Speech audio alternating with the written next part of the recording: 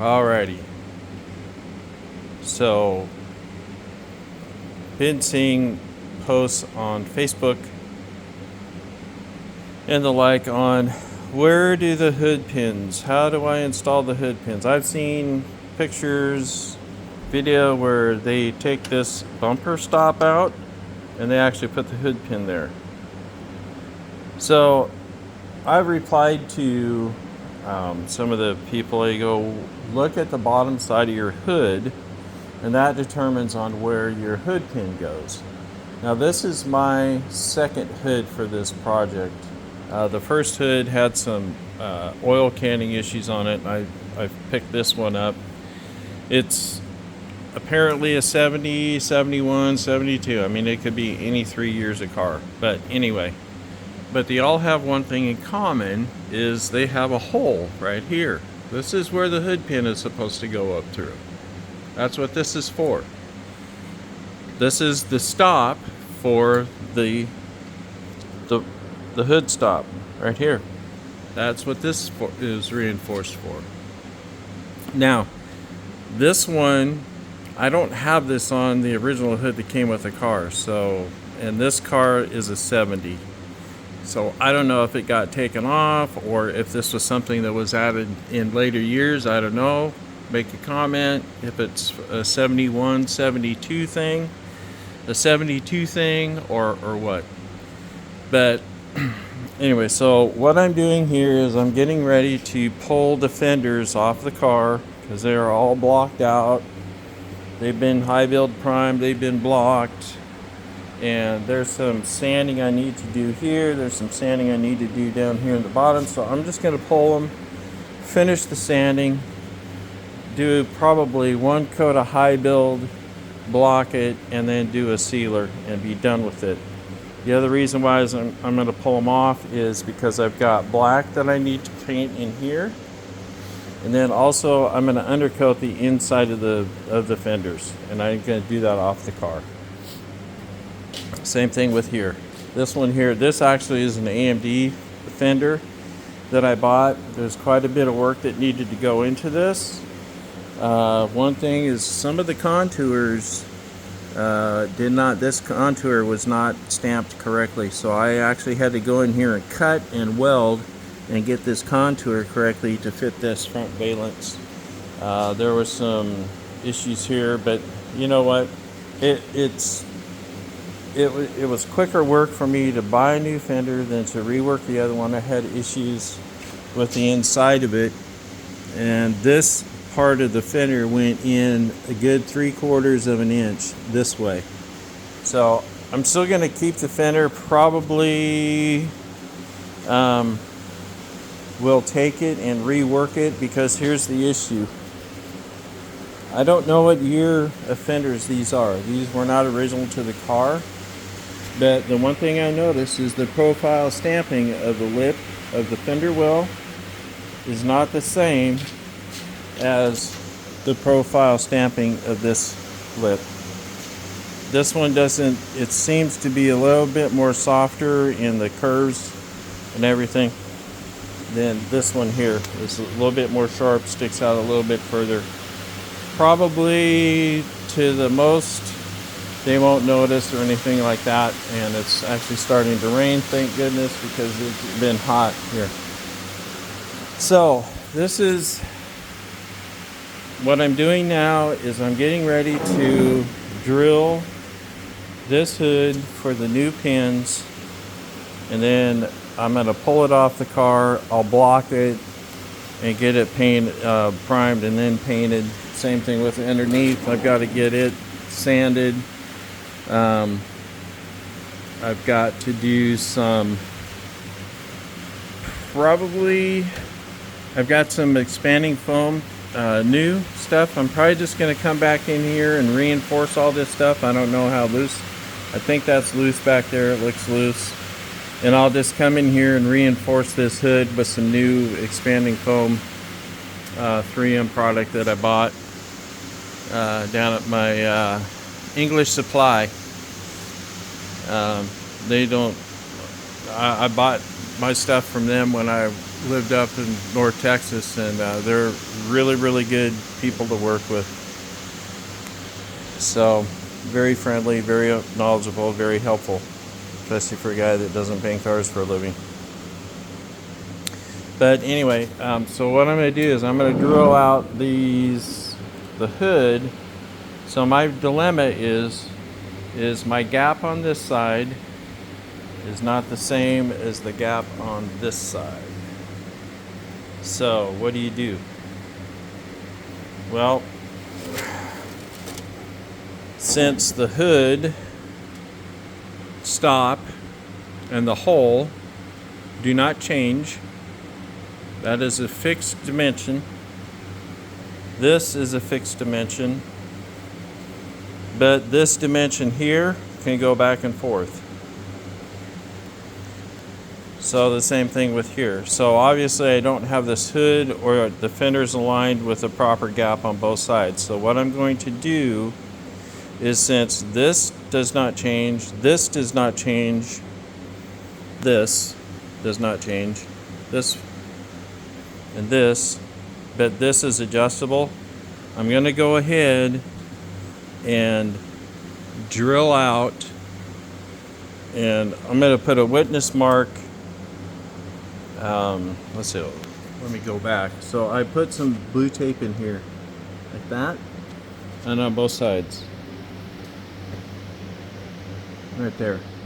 So what I'm going to do is I'm going to probably put a few more layers in, and I'll push this down, and I want a witness mark on the inside of that tape where the point of this pin shows up.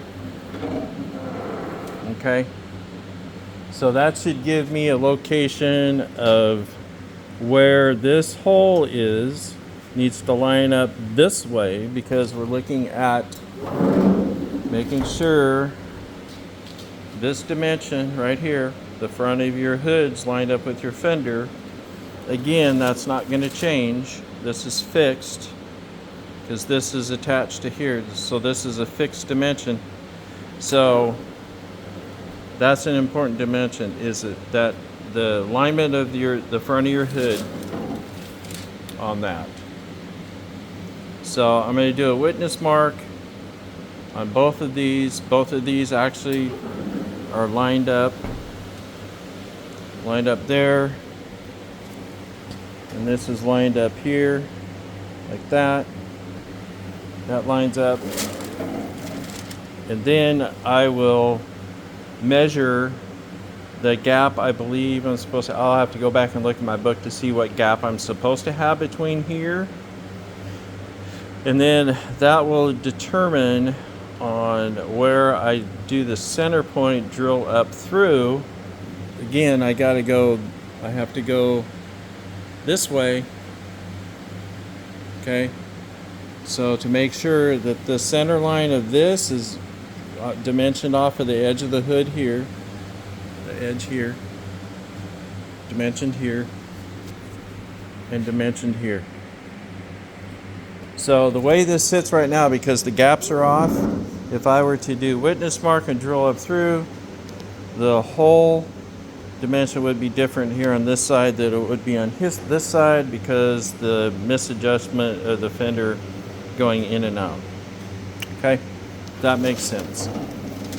So that's how you do your layout. That's how you do your hood pins, to do it accurately, so that when it lays out, they're done exactly the same, and that everything's aligned. When you install the pins, install the scutcheons, I call them scutcheons, and all that layout. So anyway, I hope that helps. Looks like I got quite a few hits on just the short that I put in there, so I thought I'd just go ahead and jump on here and do a video. I haven't done a video on this car in probably about a year, but it's kind of hard to do a how-to. It takes time to do. It takes me long enough time on this car project anyway, because this is actually the first time I've ever done a complete restoration like that. thank goodness for a bunch of YouTube channels, guys that I watch. I pull content from everywhere, and that's where I've learned a lot of this stuff and just kind of the how-tos. And then trying to do work and then do a video and all, and I thought I was going to do that when I started this car project 6 years ago, and part of that was a couple of years we were in the COVID pandemic thing, so I mean this was pretty good, but I'm planning on having this project done by the end of October. There's a car show local here where I live that's in the first week in November, and I'd really like to have this down here for that. But I got a few short weeks. There's a lot to do. There's a lot of wiring that's got to be done. Integration of the Holley Terminator X, just the picking up the lights and tail lights and just the interior, just the basics of the car wiring. I've got I forget the brand name, Classic Air or Air somebody, about one of those air conditioning unit things, so I've got to integrate some of that wiring into this with the fans and all this other stuff. This is actually a Hemi swapped A-body, so I've got some issues with the headers and steering linkage and all kinds of fun stuff. I spent quite a bit of money on some TTI headers, and they don't clearance properly. I gotta swap the motor mounts back out to TTI motor mounts. I bought Schumachers, put Schumachers in. I thought they were better. No, they're not. The TTIs are way better, just the way that they're built. Anyway, that's a whole nother video in itself, which I probably won't do. Maybe I will do. But anyway, but that's where this project is at. I started this in November of 2019, so we're looking at probably 6 years start to finish. There probably has been, I would say, over the 6 years, that I would say a good 6 to 9 months as there was no work done on it, because I was actually out of town traveling for work.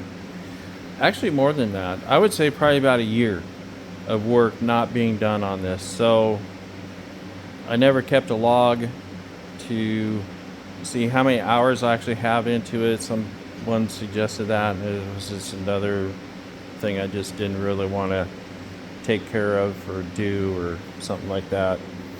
But you can say roughly there's 5 years worth of work into this. Maybe 4.5 if you were just go steady every day. There were some times when living up North Texas that it got so hot. We had that 2 years ago.